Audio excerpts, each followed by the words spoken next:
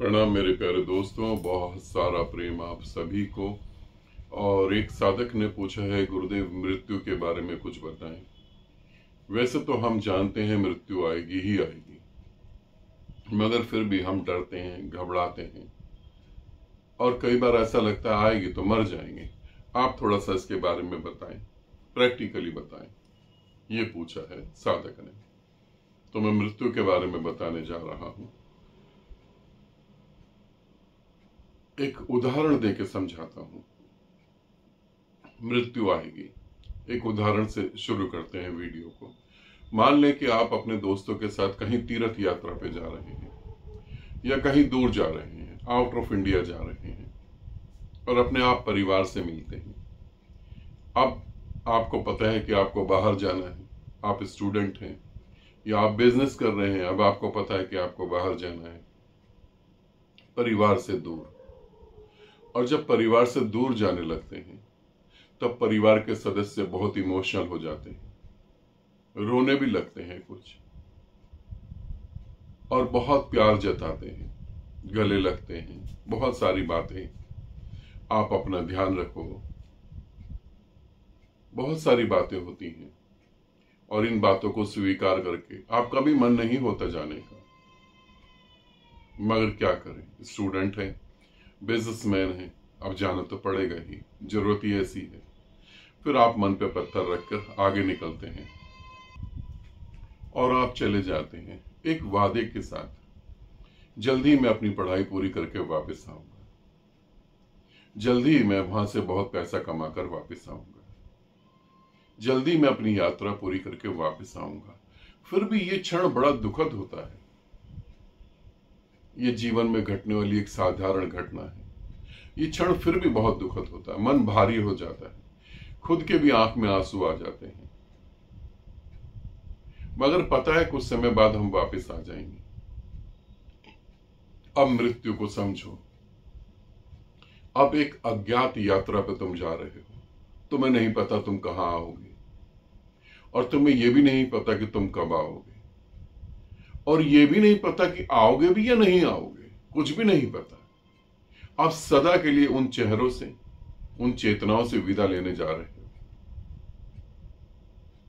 तो मन में क्या होगा? बड़ा दुख होगा, बड़ी तकलीफ होगी, बड़ी पीड़ा होगी।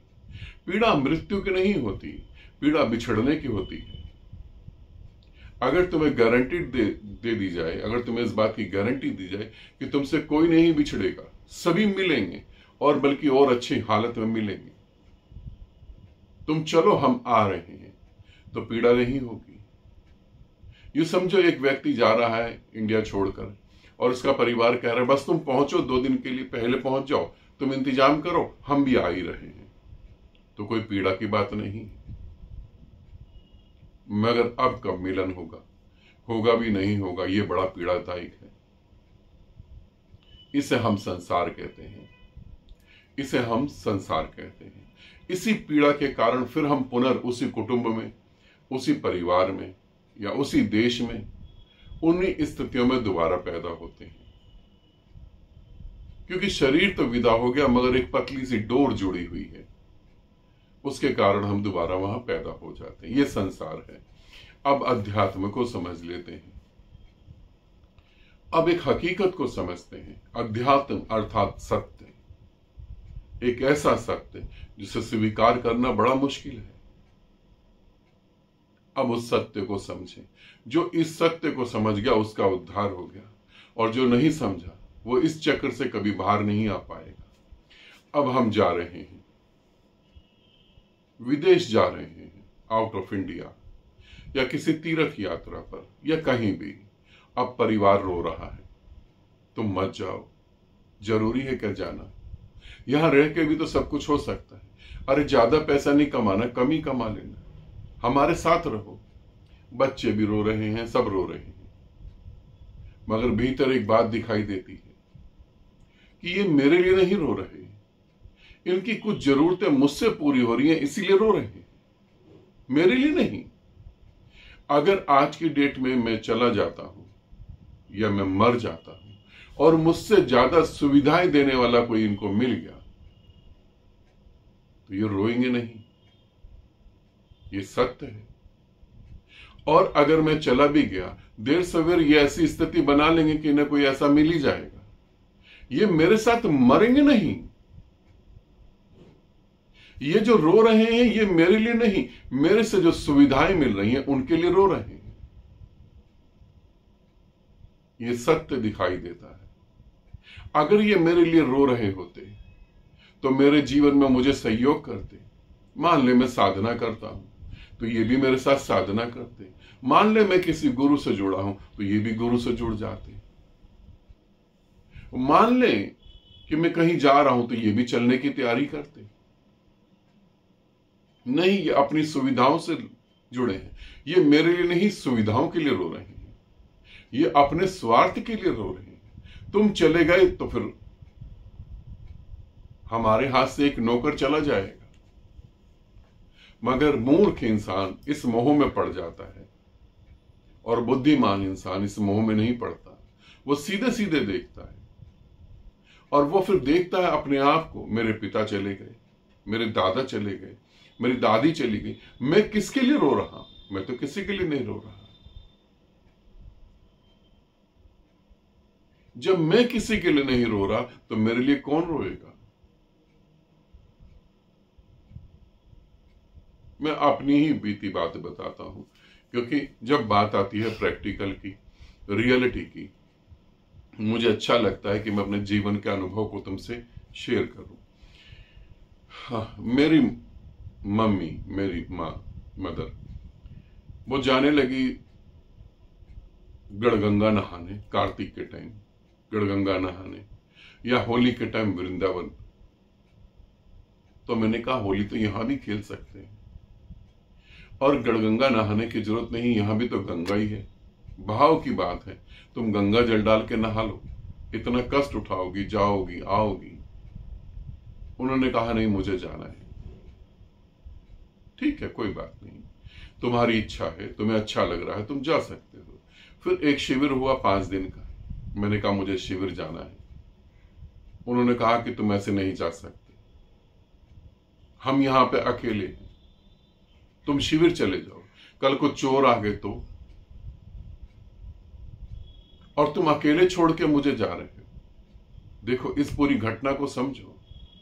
वो जा रहे हैं तो कोई दिक्कत नहीं है, मैं जा रहा हूं तो बहुत बड़ी दिक्कत है।